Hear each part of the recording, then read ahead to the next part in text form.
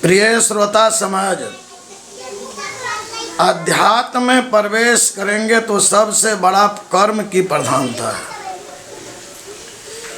यदि आप अच्छा कर्म करेंगे तो अच्छा धर्म बनेगा।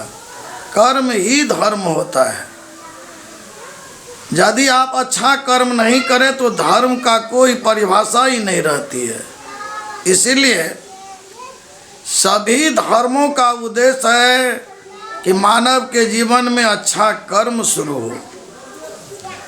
आइए, एक कर्म कैसा प्रधान होता है, मैं कर्म प्रधान पर आज आप लोग को थोड़ा चिंतन कर रहा हूँ।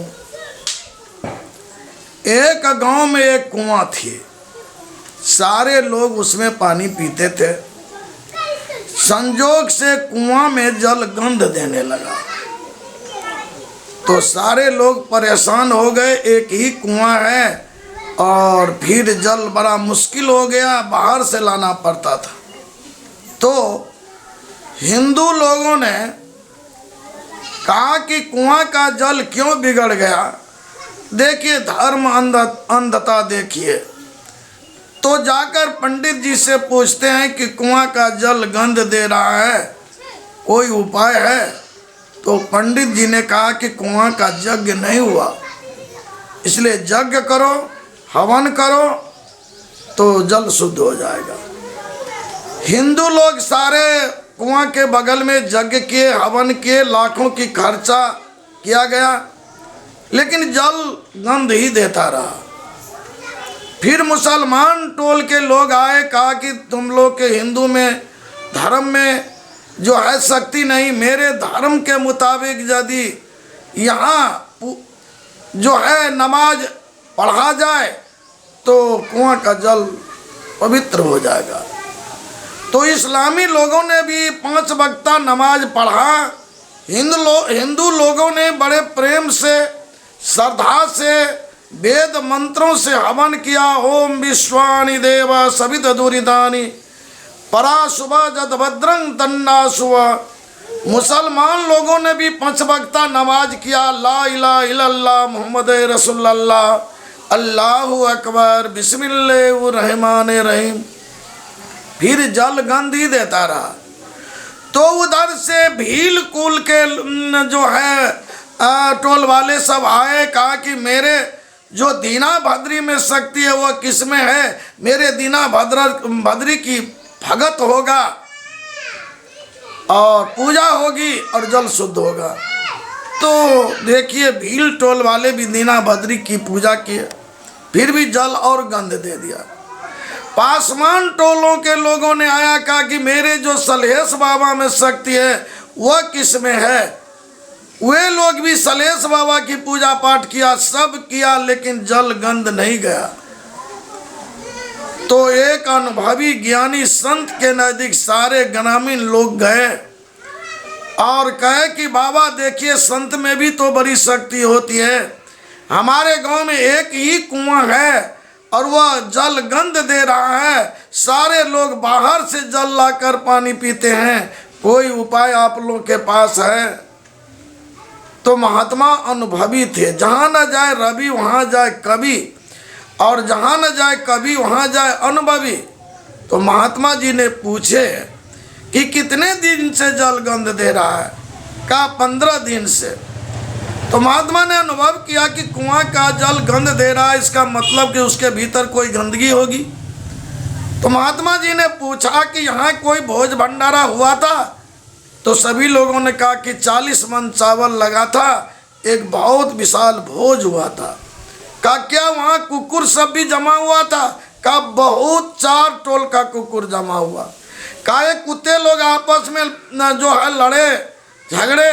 तो कहा दिन रात वहाँ कुत्ते में विवाद, लड़ाई झगड़ा होती थी।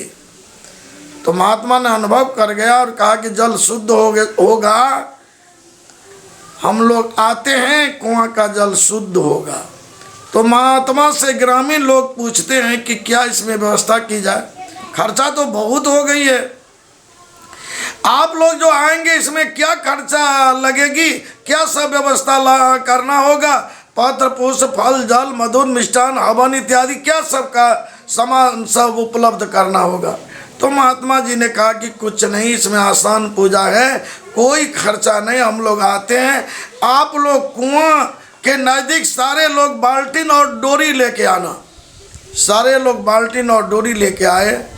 कहा कुआं का पानी खींचिए। कुआं का पानी खींचा गया और इसके बाद उसमें जो है बांस देकर 2 युवक को उसके भीतर भेजा गया और कहा कि मिट्टी काट के बाल्टीन में दो। तो ये दोनों युवक ने बोला कि बाबा 2 तो इतना इतना मोटा मोटा इसमें है। कहा क्या है? कहा कुक्कुर है। कल के 2 इसको पानी में निकालो और इसको जो है बाल्टीन में दो। ये दोनों कुक्कुर को बाल्टीन में दिया, खींचा गया। कुआं का कुक्कुर निकल गया, पानी साफ हो गया और उसमें चून पड़ा और अमृत जल बन गया। सारे लोग, पहले क्या जल था, अब तो एकदम अमृत जल बन गया। प्रिय श्रोता समाज, इस एग्जाम्पल पर आप लोग थोड़ा सा चेतना लीजिए कि कुआं में कुक्कुर गिरा था तो कुक्कुर निकलने पर शुद्ध हुआ कि हवन करने से, कि पूजा करने से, कि नमाज पढ़ने से, क्या करने से? थोड़ा सा विचारिए। तो कुआं में कुक्कुर था गिरा हुआ, वो कुक्कुर निकल गया, जल शुद्ध हो गया। बस उसी प्रकार मानव के अंदर में ये तो 2 ही कुक्कुर कुआं में था। मानव की काया जो है ये कुआं है, इसमें 5 कुक्कुर गिरा हुआ है। कुकर्म, चोरी, झूठ, हिंसा, नशा, व्यभिचार, ये दुष्कर्म मानव कर रहा है और ऊपर से पूजा पाठ, जग, हवन, तीर्थ, व्रत सब चल रहा है। क्या मानव पवित्र हुआ? वास्तविक में मानव के कर्म जो है वह मानव को धर्म बनता है। इसलिए आप लोग जहाँ जो भी मत पंथ संप्रदाय के मानव हैं, आप लोग अपने अपने कर्म को ठीक कीजिए। हिंदू हो या मुसलमान, कोई बुरा नहीं है। बुराई जिसमें है वह इंसान बुरा है। ना हिंदू बुरा है, ना मुसलमान बुरा है। आ जाए बुराई जिसमें वह इंसान बुरा है।